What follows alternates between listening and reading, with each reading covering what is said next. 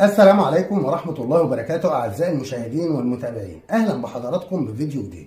النهارده حضرات رجعنا لكم بفيديو مهم جدا هنعرضه عليكم، هنشوف فيها غالي. النهارده يا بسمة طبعا معانا زي ما بقول لك كده نبغه سودانيه او معجزه سودانيه يا بسمة. تمام. بسم الله ما شاء الله عليها. بسمة يا داليا دايما موجودين في كل المسارح العالمية أو في المحافل العالمية، تيجي تبص تلاقي النوابغ السودانية اللي موجودة موجودة. في السودان دي تلاقيها دايما بتقدم للمشاهدين حاجات مختلفة يا داليا. أكيد. ودايما بيثبتوا نفسهم إن هم طبعا أصحاب قامة كبيرة جدا في أي مسابقات عالمية أو أي مكان. أيوة. تلاقيهم دايما موجودين. ثابتين نفسهم. فعلشان كده دايما لما تيجي تكتشفي كل يوم موهبة جديدة موجودة في السودان بتلاقي نفسك بتتكلمي عن قامات كبيره يا بسمة. بالظبط كده، وايه واعداد أيوة. اعداد كتير. بسم الله ما شاء الله. وشفنا طبعا يا داليا قبل كده في السودان مواهب صغيرين كتير منهم طبعا اللي بيقدم موهبه في الموسيقى في الموسيقى طبعا بيلحنوا من على العود كتير في القران الكريم، في الحساب الذهني، شفنا كل المجالات شفنا فيهم بامانه ناس كتير. اكيد. فعشان ما نطولش عليكم يا جماعه مقدمه الفيديو اللي معانا النهارده، ندخل نشوف الفيديو دون ونسيب الحكم ليكم. ويا جماعه ما تبخلوش علينا باللايك واشتراك في القناه، ويلا بينا نشاهد الفيديو. بعد تتويجها في بطولة تحدي القراءة العربية في النسخة الرابعة، نستضيف الفائزة هديل أنور من السودان. أهلا بك هديل. يا مرحبا بكم، وكم أنا سعيدة أنني أطل عبركم. ونحن أيضا سعداء جدا ونبارك لك هذا الفوز، ألف مبروك.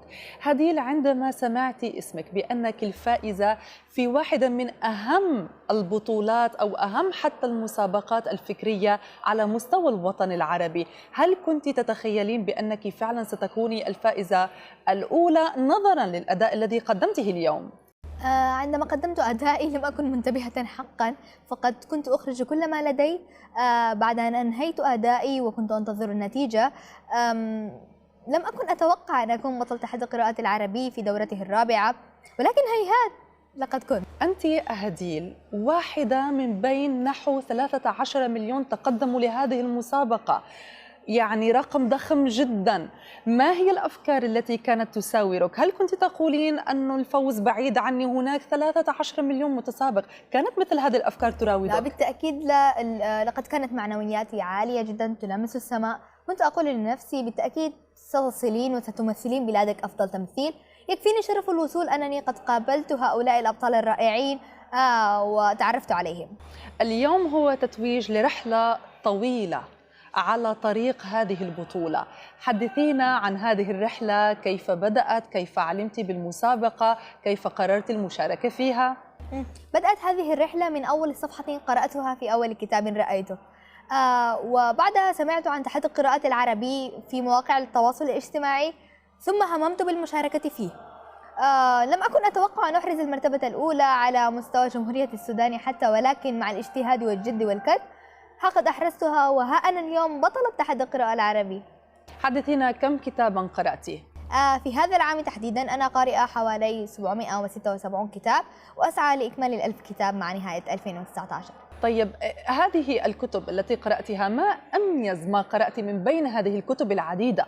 كتاب ملهمون لصالح بن محمد الخزيم، وكتاب قصتي لسمو الشيخ محمد بن راشد آل مكتوم. حدثينا أكثر عن الكتب التي قرأتها، ما أكثر ما علق بذهنك؟ من كتاب ملهمون فقط علقت بذهني عبارة ألا وهي: الأشخاص العظيمون الرائعون المتميزون لم ينجحوا إلا بعدما خطأوا أخطاء كثيرة وعديدة.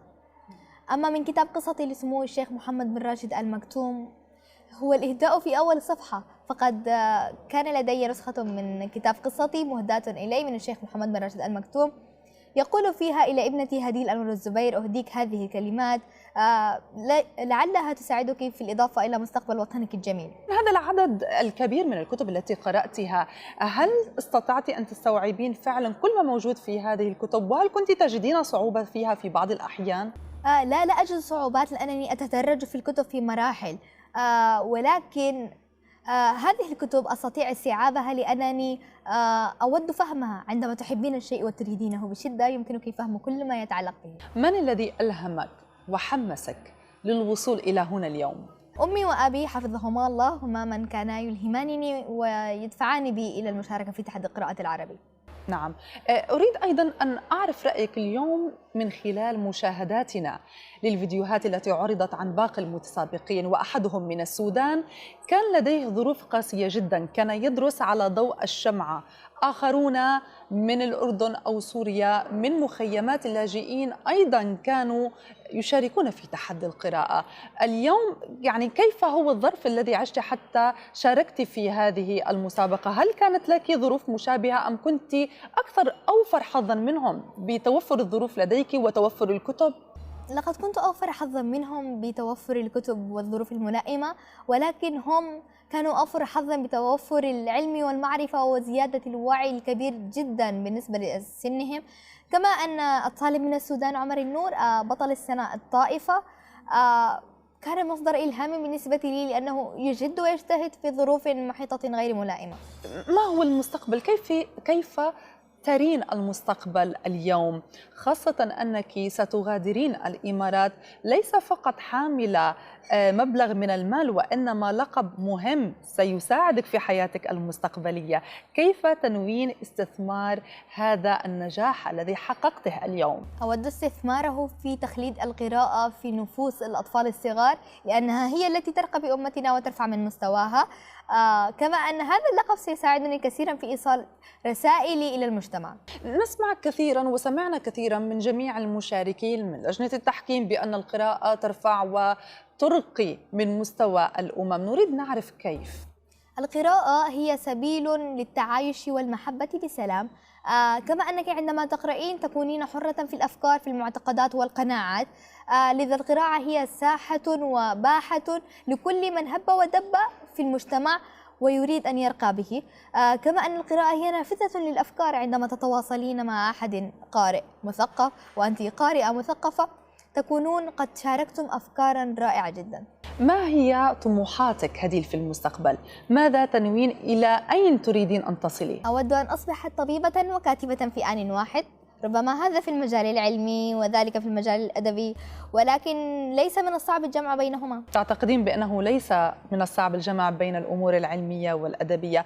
أتمنى لك هديل فعلا أن تصلي إلى ماذا تريدين، وأبارك لك مرة أخرى بهذا الفوز والنجاح، وأعتقد بأن أبويك فخورين بك اليوم. شكرا هديل. طبعا يا جماعه كده وصلنا لنهايه الفيديو اللي معانا النهارده، ونتمنى ان الفيديو يكون نال اعجاب حضراتكم، ويا ريت يا جماعه ما تبخلوش علينا باللايك واشتراك في القناه، والسلام عليكم ورحمه الله وبركاته.